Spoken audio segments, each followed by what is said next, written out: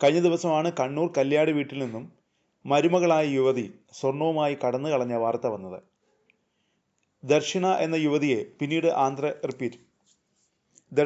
യുവതിയെ പിന്നീട് കർണാടകയിലെ ലോഡ്ജ് മുറിയിൽ അതിക്രൂരമായി കൊല്ലപ്പെട്ട നിലയിൽ കണ്ടെത്തി.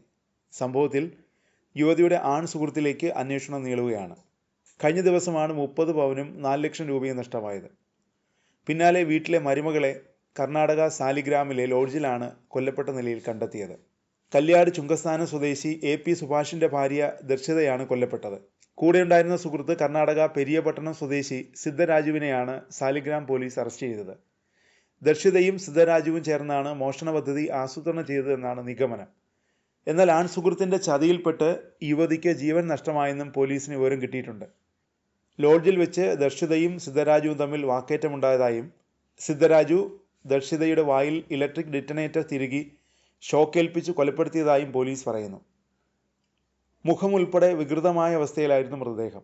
കഴിഞ്ഞ വെള്ളിയാഴ്ചയാണ് കല്യാട്ടെ വീട്ടിൽ നിന്നും 30 പവൻ സ്വർണവും 4 ലക്ഷം രൂപയും കവർച്ച പോയത്.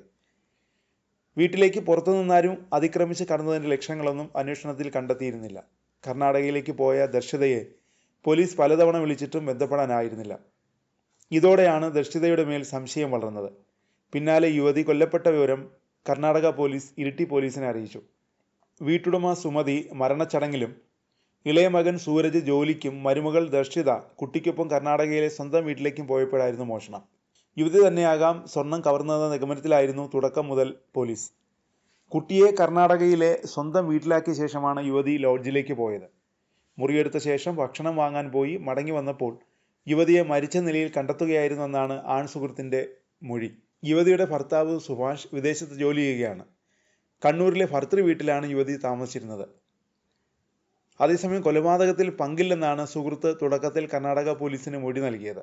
ഞായറാഴ്ച രാവിലെ ഒന്നിച്ച് അമ്പലത്തിൽ പോയി, അതിനുശേഷമാണ് ലോഡ്ജിൽ മുറിയെടുത്തത്. പിന്നീട് ഭക്ഷണം വാങ്ങാൻ പുറത്തുപോയി. വന്നപ്പോൾ ദർശിത മുറി തുറന്നില്ല. ലോഡ്ജ് ജീവനക്കാരെ വിളിച്ച് വാതിൽ പൊളിച്ചപ്പോഴാണ് മരിച്ച നിലയിൽ കണ്ടെത്തിയെന്ന് ഇയാൾ പറഞ്ഞു. എന്നാൽ പോലീസ് ഇത് വിശ്വാസത്തിലെടുത്തില്ല. കൊലപാതകത്തിലും മോഷണത്തിലും ഇയാൾക്ക് ബന്ധമുണ്ടെന്ന നിഗമനത്തിലാണ് പോലീസ്.